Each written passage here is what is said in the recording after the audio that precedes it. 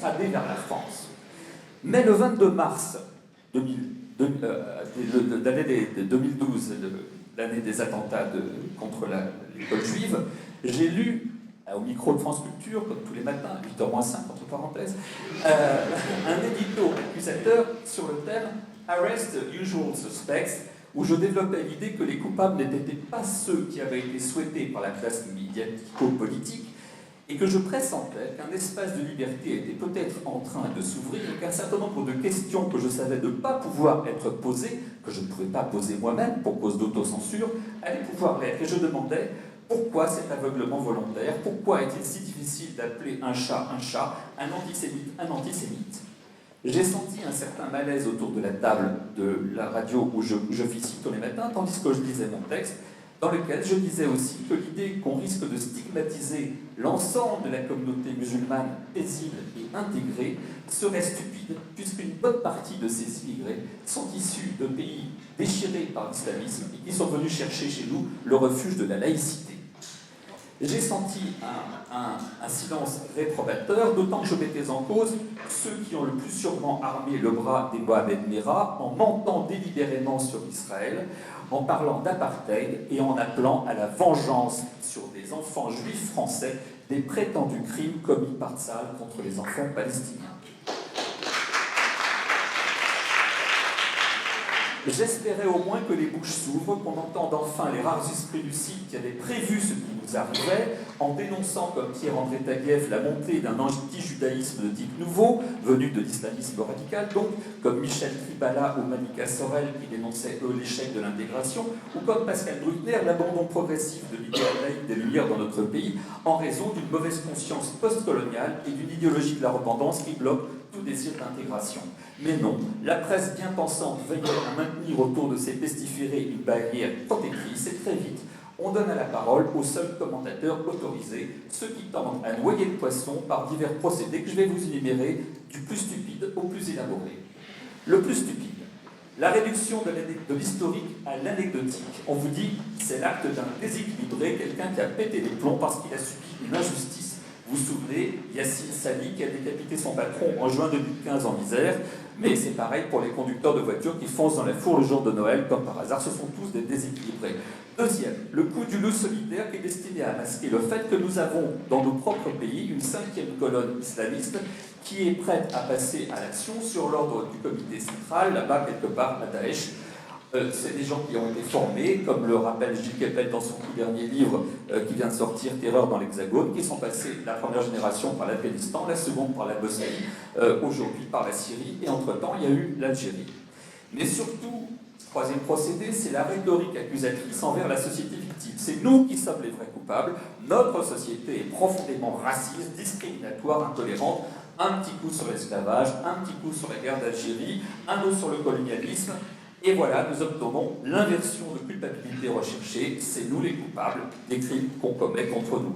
Quatrième procédé, le plus élaboré, le plus intelligent, c'est l'appel aux sciences sociales afin d'innocenter les coupables. Autrefois, on avait recours au marxisme, ça permettait d'utiliser la lutte des classes pour dire que les coupables étaient des victimes, et depuis que c'est un petit peu démodé, on a affaire plutôt à la sociologie bourdivine ou bourdieusienne, comme vous aimerez, qui nous explique que les islamistes étant des musulmans, ils font donc partie des minorités opprimées, ils sont donc des sans-pouvoir, et que donc ils sont du beau côté de la lutte des classes.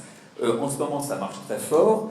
Face à tout rappel des vérités gênantes, par exemple l'inquiétante popularité des monstres de Daesh dans certains quartiers de Londres ou de Paris, qui est mesurée par des sondages, on vous balance la scientificité des sociologues labellisés progressistes pour vous fermer la bouche. On peut avoir recours aussi, ça dans d'autres procédés, à la psychologie, c'est très élaboré, la psychologie de bazar qui vous dit que ce sont des adolescents en crise pour expliquer les comportements monstrueux.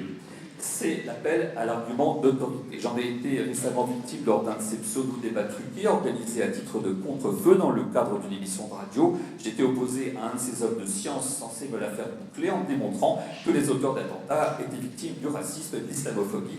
Argument qui, entre parenthèses, ne tient pas une seconde, puisque la réalité du terrorisme touche des pays comme la Tunisie, la Libye, l'Irak et l'Afghanistan, où je ne sache pas que l'islamophobie soit prépondérante.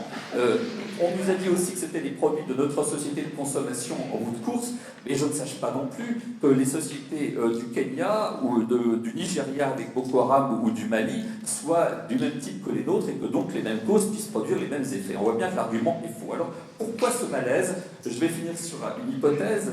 Chaque époque vit autour d'un mythe, résultant généralement de l'expérience historique décisive qui était immédiatement précédente. Il y a un tabou, un grand mensonge central, dont le respect sert de test de la sécurité générale. Par exemple, en 1919-20, il était impossible d'écrire que l'Allemagne ne paierait pas, mais tout le monde savait qu'elle ne paierait pas. Dans les années 30, on savait très bien qu'Hitler nous ferait la guerre, mais il ne fallait pas le dire parce que c'était très mal, parce que ça aurait été nous qui aurions été des agressifs. Et dans les années d'après la guerre, il ne fallait pas mettre en cause l'Union soviétique, pas plus en France qu'en Grande-Bretagne, parce que c'était notre allié contre Hitler. Ces vérités essentielles et gênantes font l'objet d'un évitement général, mais par un accord tacite des élites et des médias, un silence complice est entretenu à son sujet jusqu'à ce qu'éclate la crise prévisible et que s'écroulent les certitudes. Cet événement bouleversant vient dynamiter ce mythe central, mais les meneurs de l'opinion tentent de le minimiser, d'en nier la portée, afin de préserver le grand mensonge. C'est un combat d'arrière-garde, car s'ouvre alors une période de liberté, pour un bref laps de temps, parce que le mythe a épuisé ses vertus, mais n'est pas encore remplacé par un autre. Les bouches peuvent s'ouvrir à la faveur de l'écroulement des certitudes et de la fin des illusions. Nous sommes un peuple profondément idéologique et les journalistes plus idéologues encore que le reste de la population. Et du coup, il y a une espèce de coupure qui s'est produite entre une classe journalistico-médiatique, politico-journalistico-médiatique, qui croit qu'elle a la vérité, qui croit que le peuple est bête, qui croit que les masses sont aliénées et qu'il faut donc leur apporter une lumière venue de l'extérieur, leur savoir scientifique, leurs sciences humaines. Excusez-moi, j'en prends beaucoup aux sciences humaines, mais enfin après tout, je les ai pratiquées aussi. Et il me semble que c'est cette posture de maître pensée, le livre d'Elisabeth Lévy, des maîtres penseurs, qui a été celui des journalistes pendant des années et des années, qui produit aujourd'hui cette coupure extraordinaire que nous constatons. Pourquoi? Parce que depuis que le numérique existe et que chacun d'entre nous peut parler librement sur Facebook, sur Twitter et ailleurs, le prétendu monopole de l'information et de la réflexion que les journalistes prétendaient détenir a été battu en brèche. Et du coup, les maîtres penseurs sont piteux. Les maîtres penseurs aujourd'hui sont dépassés parce qu'ils sont pris entre les experts authentiques et la population qui va directement vers l'expertise. Et on ne peut faire qu'une seule proposition, qu'un seul conseil à donner, c'est aux gens d'aller voir les experts, d'aller chercher sur les experts en passant par-dessus la tête des journalistes parce que honnêtement, ils ne savent rien, primo, et secondo, ils sont des idéologues fous qui ont voulu modifier la société dans ses profondeurs, qui ont nié les réalités qui leur éclataient à la figure. Maintenant, ils sont piteux, ils sont misérables, tant pis pour eux.